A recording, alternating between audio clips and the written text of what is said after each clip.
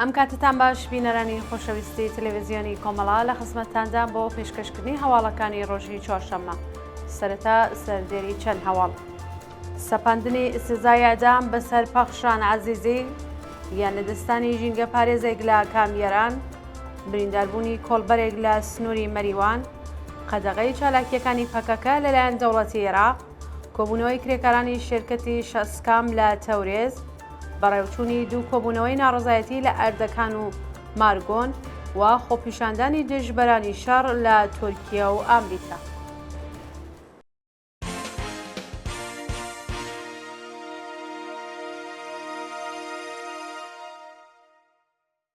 درێژی هەواڵەکان. سەپاندنی سزای ئەدام بەسەر پەخشان عەزیزی. ڕۆژی سێشەممە دووی گەلاوێژ پەخشان عەزیزی بەندکراوی سیاسی ڕاگیراو لە زیندانی ئێڤین لەلایەن دادگای ئینقلابی تارانەوە بە ئێدام مەحکوم کرا. پەخشان عەزیزی ڕۆژی 11 گەلاوێژی 1402 لە شارۆچکەی خەڕازی تاران دەست بەسەر و بۆ لێپرسینەوە ڕەوانەی بەندی 209 زیندانی ئێڤین کرا. ئەو بەندکراوە سیاسیە بە مەبەستی دانپێدانانی زۆرم لێ چەند جار ئەشکەنجە درا و زستانی 1402 لەلایەن لەقی پێنجی دادسەرای ئەمنیەتی ئێڤین بە بەغی واتە چالاکی چەکدارانە دژ بە ڕەژیم تۆمەتبار کرا. ڕۆژی دووشەممە یەکی گەلاوێژ لە ڕێگەی ڕاگەیاندنێکدا پەخشان عەزیزیان ئاگادار کردوەتەوە کە قازی ئیمان ئەفشاری حوکمی ئەدامی بەسەرتا سەپاندووە. گیان لەدەستانی ژینگە پارێزێک لە کامیێران. بەپێی راپۆرتەکان سەر لە بەیانی ڕۆژی چوارشەممە 3 گەلاوێژی 1403 ئیسماعیل کەریمی چالاکی ژینگەیی و لە هێزەکانی سەرچاوە سروشتیەکانی شاری کامیێران بەهۆی سەختی برینەکانیەوە گیانی لەدەستدا. ناوبراو ڕۆژی دووشەممە یەکی گەلاوێژی 1403 بۆ کوژاندنەوەی ئاگری دارستانەکانی کانێشەی سەر بە شاری کامیێران لەگەڵ بەشێک لە چالاکانی ژینگەیی بۆ ئەم ناوچەیە ڕۆشتبوون کە تووشی سووتانی زۆری جەستەیی 80 لە 100 هاتبوو. ناوبراو بەهۆی سەختی برینەکانی بە فڕۆکەی فریاگوزاری بۆ نەخۆشخانەی کەوسەری سنە گواسترابووە و بەهۆی سەختی برینەکانیەوە لە بەشی چاودێری تایبەتی ئەم نەخۆشخانەیە خەوێندرابوو. ئیسماعیل کەریمی کارمەندی ئیدارەی سەرچاوە سروشتیەکانی کامیێران خێزاندار و خاوەنی دوو منداڵە. شهیدی کوردستانە! شهیدی کوردستانە!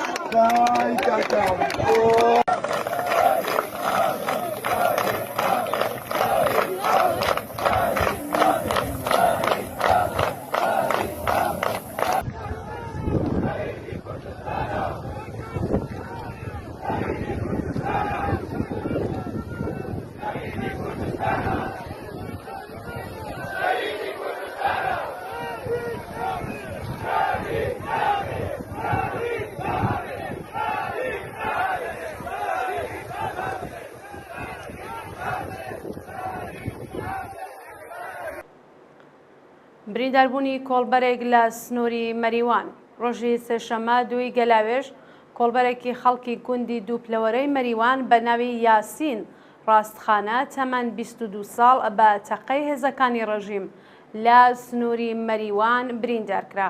بەپێی راپۆرتی کۆڵبەر نیوز ڕۆژی ڕابردوو هێزەکانی هەنگی مەرزی لە سنووری مەریوان کۆمەڵی کۆڵبەریان داوەتە بەر دەسترێژی گولە و لە ئەنجامی ئەو هێرشەدا کۆڵبەرێک بە ناوی یاسین ڕاستخانە بە سەختی بریندەر و با مەبەستی وەرگرتنی چارەسەری پزیشکی ڕەوانەی نەخۆشخانەی بۆ عەلی کراوە. داخوازی دایکی ئیدریس فەقیهی بۆ ڕوونکردنەوەی چارەنووسی ڕۆڵەکەی ڕۆژی سێشەممە دوی گەلاوێژ دایە فاتمە مەقسوودی دایکی ئیدریس فەقیهی پاش 3 ساڵ بێسەروشوێنکرانی ڕۆڵەکەی لەلایەن ئیدارەی ئیتلاعاتەوە خوازیاری ڕوونکردنەوەی چارەنووسی ناوبراو بوو. ئیدریس فەقیهی لە ڕێکەوتی دوی گەلاوێژی 1400 پاش پێکدادان لەگەڵ هێزەکانی سوپای پاسداران لە دەوروبەری شاری بۆکان بریندار و بۆ گرتوخانەی ئیتلاعاتی سوپا لە شاری ورمێ گوازرایەوە. ڕۆژی ڕابردوو دایکیە و بەندکراوە سیاسیە پاش 3 ساڵ بێسەروشوێنبوونی ڕۆڵەکەی داوای لە ناوەندەکانی مافی مرۆڤ کرد گوشارەکانیان بۆ سەر کۆماری ئیسلامی زیاد بکەن بۆ ئەوەی چارەنووسی ئیدریس ڕوون بکەنەوە. قەدەغەی چالاکیەکانی پەکەکە لەلایەن دەوڵەتی عێراق بەرپرسانی دەوڵەتی عێراق ڕۆژی سێشەممە دوی گەلاوێژ ڕایانگەیان کە کار و چالاکیەکانی پارتی کرێکەرانی کوردستان پەکەکە لەو وڵاتە قەدەغە کراوە. چەند ساڵێکە کە تورکیا داوا لە دەوڵەتی عێراق دەکات ڕێگا لە چالاکیەکانی پەکەکە لە ناوچە شاخاویەکانی ئەو وڵاتە بگرێت. ڕیاری قەدەغەکردنی چالاکیەکانی ئەو حیزبا ڕۆژی 24 پوشپەڕ دەرکراوە و ڕۆژی ڕابردوو لەلایەن پارلەمانی عێراقەوە ڕاگەندراوە. شانی باسە کە ئارتشی تورکیا بە بیانووی بەرەنگاربوونەوەی گریلاکانی پەکەکە تا قوڵایی خاکی هەرێمی کوردستان پێشڕەوی کردو و دانیشتوانی چەند گوندی بەهۆی بردومانەکانی ئەو وڵاتە ئاوارە بوون. کۆبوونەوەی کرێکارانی شرکەتی شەسکام لە تەورێز کرێکارانی شاغڵ لە شرکەتی شەسکامی تەورێز لاز دۆخی خراپی پیشەیی و مایشەتی ناڕزایەتیان دەربڕی.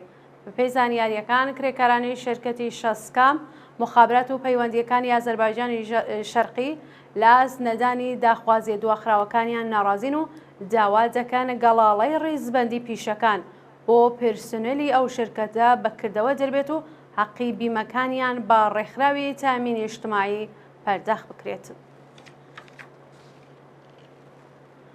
کۆبوونەوەی معلمانی باخچەی منداڵان لە هەمەدان ڕۆژی سێشەممە دوی گەلاوێژ معلمانی باخچەی منداڵان لە شاری هەمەدان دژ بە ناڕوونی چارەنووسی پیشەی کۆبوونەوە. معلمانی شاغڵ لە باخچەی منداڵانی هەمەدان خوازیاری زیادکردنی حەقدەست پێدانی داخوازیە دواخراوەکان دابینکردنی بیمەی تەزمینی ببورن بیمە تەزمینی ئەمنیەتی پیشەیی نوێکردنەوەی قەرارداد و گۆڕانی دۆخی پیشەیی و دامەزراندن بە شێوەی فەرمی لە ئاموزش و پەروەرش بوون.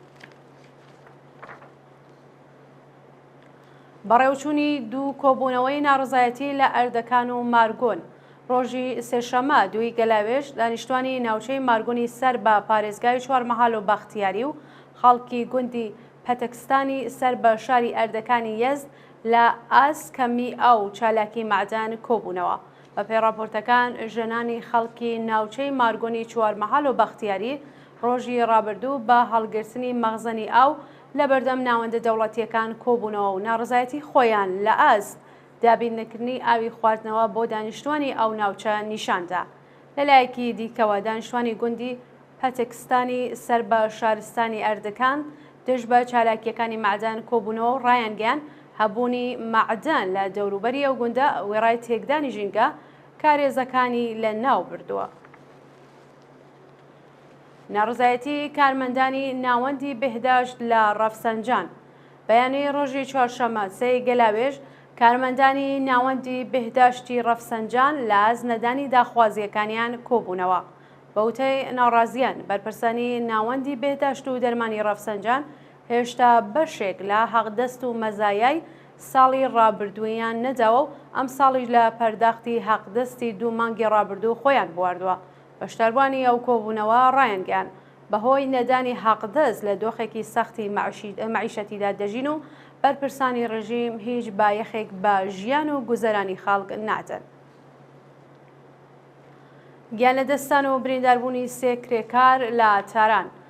ڕۆژی سێشەممە دوی گەلاوێژ بەهۆی نەبوونی ئیمنی شوێنی کار کرێکارێکی خەڵکی ئەفغانستان گیانی لەدەستا و دوو کرێکاری دیکەش بریندار بوون.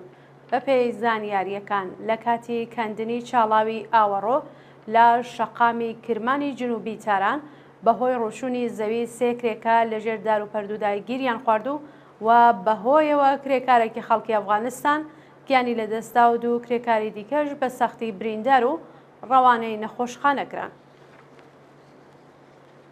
بانکرانی 5 چالاکی مەدەنی بۆ ناوەندە قەزاییەکانی ڕژیم. ڕۆژی سێشەممە دوی گەلاوێژ 5 چالاکی مەدەنی بە ناوەکانی ساناز ئاریانتەب، یەکتا فەهاندژ، سعدی سەپیدە ببورن سپیدە ڕەشنۆ، دانیال عەباسزادە و سەمەد دەوڵەتخا لەلایەن ناوەندە قەزاییەکانی ڕژیمەوە بانگێشکران. بەپێ راپۆرتی کانونی مافی مرۆڤیێران ساناز ئاریانتەب لەلایەن دادسەرای گشتی و ئینقلابی کەرەجەوە بانگێشکراوە و ئەبێ لە ماوەی 5 ڕۆژی داهاتوودا خۆی بۆ ناوەندە قەزاییەکان بناسێنێت. هەروەها شارۆمەندێکی بەهای خەڵکی شیراز بە ناوی یەکتا فەهاندژ سعدی کە پێشتر بە دانانی وەسیقەی 8 ملیار تمەنی ئازادکرا بوو بۆ جارێکی دیکە لەلایەن لەقیەکی دادگای ئینقلابی شیرازەوە بانگێشکراوە. لەلایەکی دیکەوە سپیدە ڕەشنۆ خوێندکاری دەرکراو لە زانکۆ بە مەبەستی تێپەڕکردنی ماوەی 3 ساڵ و 7 مانگ بەندکرانی بۆ دادسەرای ئێڤین بانگێشکراوە. هەروەها لە شاری مەشهەد خوێندکارێک بە ناوی دانیال عەباسزادە بە تۆمەتی تەبلیغ دژی نظام و سەمەد دەوڵەتخا شارۆمەندی خەڵکی دێهدەشت بە هەمان تۆمەت لەلایەن دادگای ئینقلابی شارەکانیانەوە بانگێشت و بڕیارە لێپرسینەوەیان لێ بکرێت. دو هەوامان سەبارەتە بە خۆپیشاندانی دژبەرانی شەڕ لە تورکیا و ئامریکا. لە ڕۆژی سێشەممە دوی گەلاوێژ هەزاران شارۆمەندی خەڵکی تورکیا لە شاری ئیستانبول و دەیان دژبەری شەڕ لە شاری واشنگتۆنی ئەمریکا دژ بە جینۆسایتی خەڵکی فلستین لەلایەن ئیسرائیلەوە خۆپیشاندانیان کرد.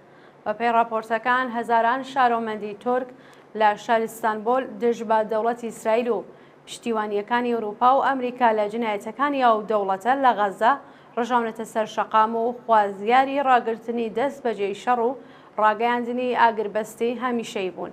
لەلایەکی دیکەوە دەیان دژبەری شەڕ لە شاری واشنگتۆن هاوکار لەگەڵ سەردانی نەتانیاهۆ بۆ ئەمریکا لە نێو ساختمانی کۆنگرە کۆبوونەوە و داوایان لە دەوڵەتی ئەمریکا کرد ناردنی چەک و چۆڵ بۆ ئیسرائیل ڕابگرێت.